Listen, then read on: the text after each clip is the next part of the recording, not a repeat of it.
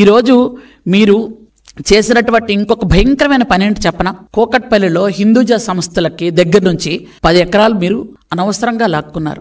లాక్కున్న తర్వాత వాళ్ళకి మీరేదో మంచి చేస్తున్నాం అనుకుంటున్నారో, లేకపోతే వాళ్ళ రుణం తీర్చుకుందాం అనుకున్నారో, వాళ్ళ దగ్గర లంచం తీసుకున్నాం కాబట్టి మనకి ఇవ్వాలి అనుకొని వాళ్ళకి 1400 కోట్లని అప్పనంగా అప్పచెప్పారు. ఇవన్నీ ఎవరి సొమ్ము? ప్రజల సొమ్ము కాదా? ప్రజల సొమ్ము తినేయడమేనా మీ పని? మీరందరూ A1, A2, A3 ముద్దాయిలు అందరూ.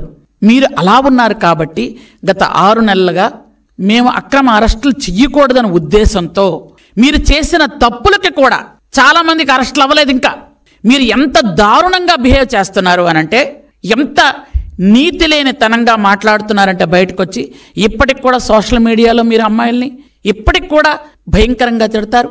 ముఖ్యమంత్రి గారిని తిడతారు, ఉప ముఖ్యమంత్రిని తిడతారు, హోమ్ మినిస్టర్ని తిడతారు, ఆడవాళ్ళు ఎవరుంటే వాళ్ళందరిని తిడుతుంటారు. కానీ వాళ్ళలో ఎవరిని అరెస్ట్ చేయకూడదు అంట. మళ్ళీ మీరు మాత్రం అక్రమంగా గత 5 సంవత్సరాలు అరెస్ట్ చేయొచ్చు. ఒక్క కనుసైగా చేస్తే చంద్రబాబు నాయుడు గారు మీ టోటల్ ఏ గ్రూపు ఉండదు, అందరూ జైల్లో ఉండాలి నిజంగా. కానీ చంద్రబాబు నాయుడు గారి పద్ధతి అది కాదు. ప్రజలు మనకి పట్టం కట్టారు. మనం ప్రజల్ని రక్షిస్తూ ఎక్కడ అన్యాయం జరిగిందో చేసుకుంటూ వెళ్ళాలి.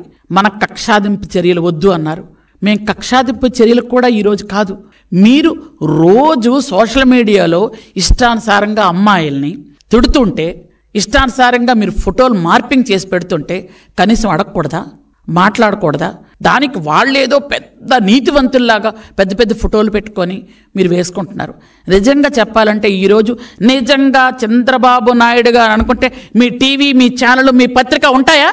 ఈ రోజుకి మీరు అక్రమంగా మీరు ఇంకా రాసుకొని తిరుగుతున్నారు. ఆ రోజు గత 5 సంవత్సరాలుగా ఈటీవీని కానీ, ఏబిఎన్ కానీ, TV5 కానీ, కొన్ని ఛానల్స్ని కానీ, కొన్ని పేపర్లను కానీ మీరు రానిచ్చారా? అసెంబ్లీలోకి రానిచ్చారా? అసలు అసెంబ్లీలో ఏం జరుగుతుందో ఎవరికైనా తెలియనిచ్చారా? కౌన్సిల్లో కనీసం ఒక్క విలేకరిని మీరు లోపలికి ఎంటర్ అవ్వనిచ్చారా? ఇంత దుర్మార్గమైన పరిపాలన చేస్తున్న మీరు ఈరోజు పరిపాలన గురించి చంద్రబాబు నాయుడు గారి గురించి మాట్లాడే అర్హత ఉందా అసలు మీకు? ఎక్కడైనా ఏ కోసైనా చిన్నైనా అర్హత ఉందా మీకు? మిమ్మల్ని ప్రజలు వద్దు అనుకునే పక్కన పెట్టారు. మీకు అధికారం ఎప్పుడు ఇచ్చారు? 5 సంవత్సరాల క్రితం అధికారం ఇస్తే అధికారాన్ని మీరు దుర్వినియోగం చేసుకొని మీ తాలూకు ఆస్తులు సంపాదించుకోవడానికి, మీరు ఎవరెవరి మీదైతే మీ కక్షలున్నాయో వాళ్ళందరిని అరెస్ట్ చేసి లోపల పెట్టడానికి. ఇది బ్రిటిష్ వాళ్ళకంటే దారుణంగా పరిపాలించగలం. ఒక రాక్షస పరిపాలన అంటే ఇలా ఉంటుంది చూపించగలమని మీరు చూపించారు. ఈరోజు ప్రజారంజిక పరిపాలన ఎలా ఉంటుంది? ఆల్మోస్ట్ ఆల్ అందరూ కూడా చంద్రబాబు నాయుడు గారిలో భగవంతుడు చూసుకునే పరిస్థితి తీసుకొచ్చారు మీరు.